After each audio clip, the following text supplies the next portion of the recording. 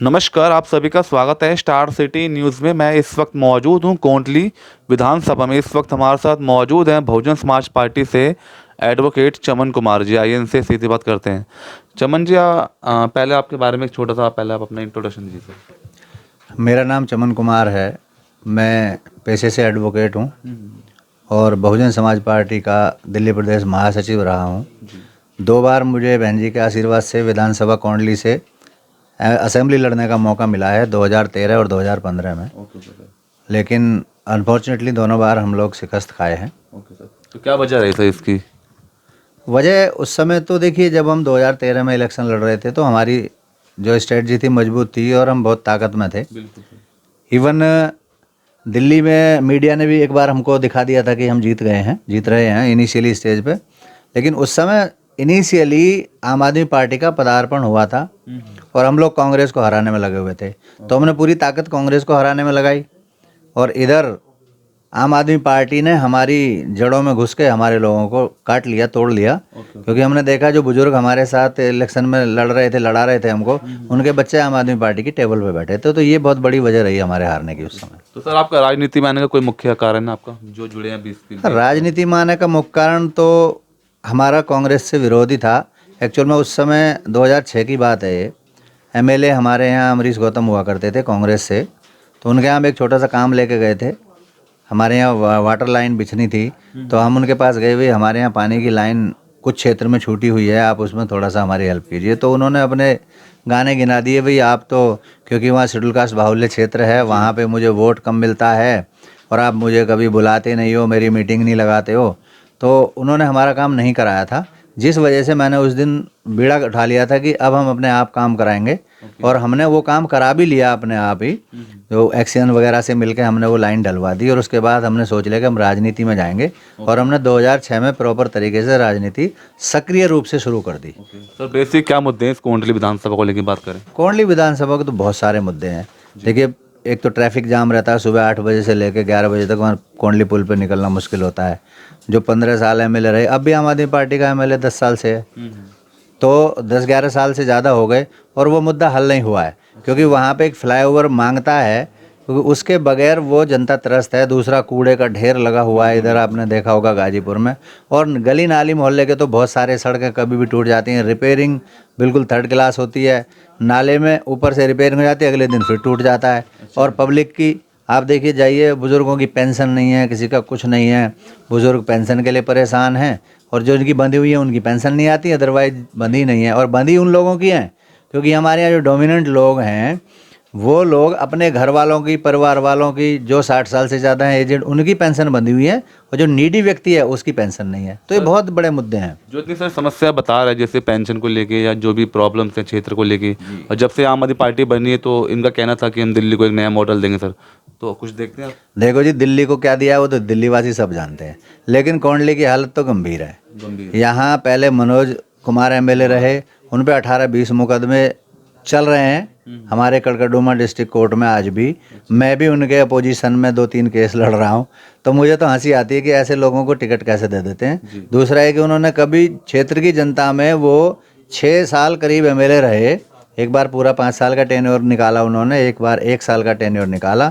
6 साल में पब्लिक में उन्हें लोग नहीं जानते थे कि एमएलए कौन है। और जो अब एमएलए हैं वो बहुजन समाज पार्टी के पहले कार्यकर्ता रहे हैं, अब वो आम आदमी पार्टी में चले गए। तो उन्होंने तो अपनी नेतागिरी चमका के सिर्फ टिकट आवंटन का काम करके पैसे कमाए हैं। बाकी उन्होंने कोई क्षेत्रीय काम ऐसा नहीं किया जो एक मिसाल कायम हो। बाकी दिल्ली में आम आदमी पार्टी क्या कर रही है तो दिल्ली वासी विस्तार से जानते हैं। सर, बहुजन समाज पार्टी से आप जैसे जुड़े हैं, इस समय किस मिशन पे काम कर रही है दिल्ली में? देखिए, बहुजन समाज पार्टी का तो मिशन बहुत बड़ा है। जो महापुरुषों ने कुर्बानियाँ दी हैं, चाहे वो बाबा साहब रहे हों, साहू जी महाराज रहे हों और ज्योतिबा राव फूले रहे हों, बहुत सारे महापुरुष, नारायण गुरु रहे हों, ऐसे महापुरुष कांसीराम साहब हैं जिन्होंने अपना वजूद ख़त्म कर लिया इस समाज को, इस देश की आर्थिक व्यवस्था को सुधारने के लिए। जो समतामूलक समाज का सपना बाबा साहब ने देखा, उसको पूरा करने के लिए बहुजन समाज पार्टी लगी हुई है और उसी के प्रारूप पे, हमारे महापुरुषों के आधार पे हम काम कर रहे हैं। ग्राउंड पर सर जैसे संगठन एक होना चाहिए जो काम करता है क्षेत्र में, तो इस तरह से कोई संगठन दिख नहीं रहा आपका कोंडली में? हाँ, ये एक वीक पॉइंट है, आपने ठीक बात पकड़ी है। हमारा जो सांगठनिक ढांचा है वो थोड़ा गड़बड़ है। और गड़बड़ इसलिए है कि कुछ लोग जो ऊपर अपर पोस्ट पे बैठे हुए हैं, बड़े पदों पे दिल्ली में बैठे हैं या किसी भी स्टेट में बैठे हैं, वो नीचे के जो छोटे कार्यकर्ता हैं, चाहे वो वार्ड लेवल का हो, चाहे वो विधानसभा लेवल का हो, चाहे जिला लेवल का हो, उसकी अप्रोच बहन जी तक आने नहीं देते। और जब बहन जी की कोई मीटिंग होती है तो वही लोग वहाँ जाते हैं और उन्हीं में से वो चुनवा के प्रदेश का अध्यक्ष हो या महासचिव हो या प्रभारी हो ले आते हैं। बहन जी को ये नहीं पता लगता है कि भाई नीचे और भी कुछ ऐसे संघर्षशील कार्यकर्ता हैं जिनको अगर ऊपर उठाया जाएगा तो बहुजन समाज पार्टी का बहुत तेजी से आगे विकास होगा। तो किस तरह आप क्या मैसेज देते हैं, मतलब आगे पार्टी को, जैसे संगठन को एक तवज्जो नहीं दिया जाता था, या पार्टी से कोई लोग जुड़ना चाहते हैं बीएसपी से? देखिए, मैं तो आपके माध्यम से बताना चाहता हूं, जहां तक मेरी आवाज़ जा रही है, मैं पिछले 2 साल पहली बात कर रहा हूं। 2 साल पहले प्रदेश में मीटिंग हुई थी, तो हमारे एक वरिष्ठ पदाधिकारी हैं, नाम नहीं लूँगा, उन्होंने ये कहा था कि पहले बहन जी के जन्मदिन के प्रोग्राम लगेंगे, पार्टी के जो है सांगठनिक प्रोग्राम नहीं लगेंगे। और मैं आपको बता दूं 2 साल से अब तक, क्योंकि उस समय तो इलेक्शन था, अब 2 साल होने का आए हो जिले में, मैं लक्ष्मीनगर यहाँ पटपड़गंज जिले में रहता हूँ, पटपड़गंज जिले में कोई भी बड़ी मीटिंग, 1-2 मीटिंग को छोड़ के, क्योंकि बहन जी के जन्मदिन की एक मीटिंग लगी थी, 1-2 मीटिंग को छोड़ के कोई बड़ी मीटिंग ना विधानसभा लेवल पे हुई है ना जिला लेवल पे हुई है, जो ये दर्शाता है कि संगठन में परिवर्तन की बहुत बड़ी आवश्यकता है। और ना केवल छोटे लेवल पे, बल्कि अगर मेरी आवाज़ जहाँ तक जा रही है और समझ आए बात और मेरी बात बहन जी तक पहुँच जाए, तो पहले बड़े देश जो प्रदेश के पदाधिकारी हैं उनको चेक किया जाए कि वो क्या कर रहे हैं। वो सिर्फ घर से ऑफिस और ऑफिस से घर जाने का काम करते हैं। क्षेत्र में, विधानसभा में, वार्ड में, जिले में वो कोई मीटिंग लेने का काम नहीं कर रहे हैं, सिर्फ बहन जी को बहकाने का काम कर रहे हैं, और ये एक कमजोरी है। तो किस तरह मजबूत किया जाएगा सर? आपके संगठन में कोई मीटिंग्स होती हैं ऐसे हर महीने कुछ? नहीं, वही तो कमजोरी है। मीटिंग तो होती है, मैंने देखिए, मैं जब दिल्ली प्रदेश में महासचिव था, उसके बाद मुझे लोकसभा ये दी गई थी पूर्वी दिल्ली लोकसभा का प्रदेश में आज भी महीने का चार्ट बना हुआ है। मैं डेली मीटिंग का चार्ट सबमिट कराता था प्रदेश में कि मेरी आज मीटिंग यहाँ है, आज यहाँ है।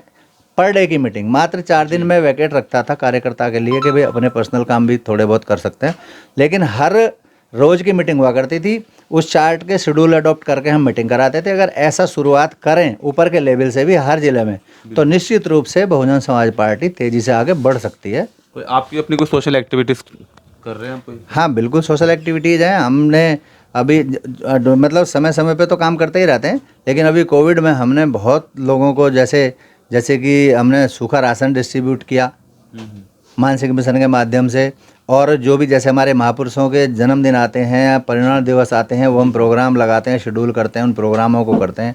और जनता को जोड़कर मानसिक मिशन के माध्यम से महापुरुषों के जो हमारे महापुरुषों ने कुर्बानियाँ दी हैं, चाहे वो मानसिक मिशन का मैं आपको अर्थ भी बता देता हूँ।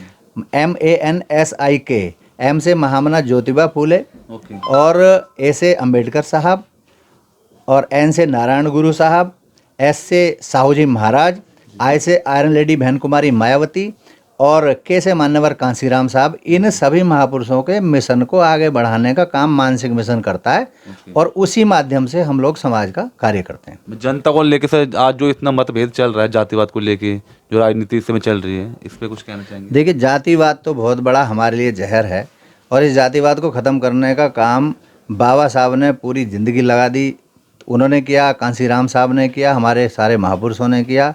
लेकिन जातिवाद है कि ये बड़ा होता जा रहा है, ये ख़त्म होने का नाम नहीं ले रहा।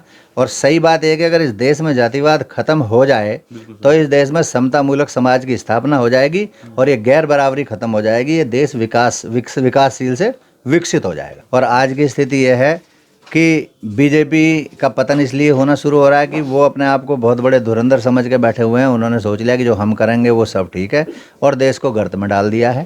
कांग्रेस ने ऐसा किया था, उसका पतन हो चुका है। केजरीवाल उसी राह पे हैं।